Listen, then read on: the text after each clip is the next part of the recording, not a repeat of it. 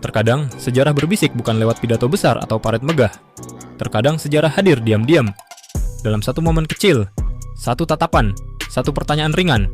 28 Mei 2025, Istana Merdeka, Jakarta. Presiden Prancis Emmanuel Macron tiba untuk pertemuan empat mata dengan Presiden Republik Indonesia, Prabowo Subianto. Langkah-langkah kaki yang membawa mandat negara.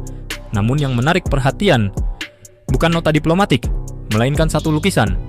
Macron berhenti, menatap. "This is you?" Sebuah pertanyaan yang mengubah alur pertemuan. Lukisan itu menggambarkan sosok yang begitu berpengaruh dalam sejarah Indonesia. Sosok dengan sorot mata tajam dan gestur kepemimpinan yang kuat. Dia adalah Soekarno, Presiden pertama Republik Indonesia. Bukan Prabowo, tapi bagi Macron, kemiripan itu cukup kuat untuk menimbulkan tanya. Prabowo menjawab dengan senyum. "My first president, the first president of Indonesia, Presiden Soekarno." Macron membalas, "Yeah, really great honor to see that." Sebuah penghormatan lintas generasi dan bangsa. Dalam diplomasi, kesalahan persepsi bisa berujung bencana. Tapi kali ini, justru menjadi jembatan empati.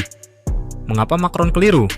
Mungkin karena lukisan itu menggambarkan seorang tokoh dengan ketegasan militer, postur gagah, dan aura pemimpin, karakter yang juga melekat pada Prabowo. Lukisan itu adalah metafora sejarah. Ia tidak hanya menggambarkan wajah, tapi juga nilai, keberanian, kemerdekaan, dan pengabdian.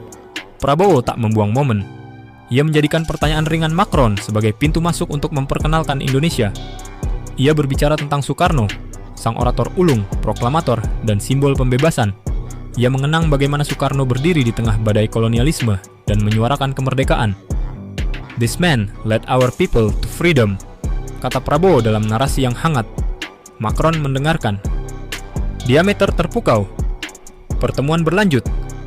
Dari galeri sejarah ke isu kontemporer. Macron dan Prabowo membahas kerjasama pertahanan, investasi, dan masa depan Indo-Pasifik. Namun di balik meja-meja perundingan, ada semangat yang tumbuh. Semangat saling mengenal lebih dalam sebagai bangsa. Dua pemimpin, satu dari Eropa, satu dari Asia Tenggara, saling menjajaki visi, sambil dikelilingi potret para pahlawan. Di sisi lain, ruang kerja presiden, sebuah lukisan lain menggugah perhatian Macron. Seorang pria dalam balutan sorban Bali. Wajahnya keras, matanya menyala. "Who is this?" tanya Macron. Prabowo menjawab tanpa ragu. "This is our fallen heroes. He is from Bali. He is I Gusti Ngurah Rai, pahlawan pertempuran Puputan Margarana, pejuang kemerdekaan yang tak gentar menghadapi pasukan kolonial."